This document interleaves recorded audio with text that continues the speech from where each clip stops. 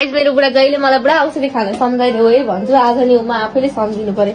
मलाई कहिल्यै सम्झाइदिन्नन् हो यिनले औषधि खान, न रातिमा सम्झाइदिन्छन्। सम्झेको पनि बिर्साइदिन्छौ किन? कस्तो हो त? कस्तो हो त? बुढा नाटक गर्नु भएछ मोबाइल चलाएर। सो गाइज अब चाहिँ म औषधिहरू पनि खानुपर्ने हुन्छ। मैले चाहिँ कति हस्पिटलबाट आएको लगभग 8-9 दिनसम्म चाहिँ मैले औषधिहरू खान बिर्सिएर चाहिँ अब मलाई 1 महिनाको लागि दिनुभएको थियो नि यो आइरन चक्कीहरू दिनुभएको छ 1 महिनाको लागि। बट के भन्छ अरे 1 महिनामा मैले चाहिँ सकिनँ। यो सक्नु चाहिँ 1 महिनामा पर्ने थियो।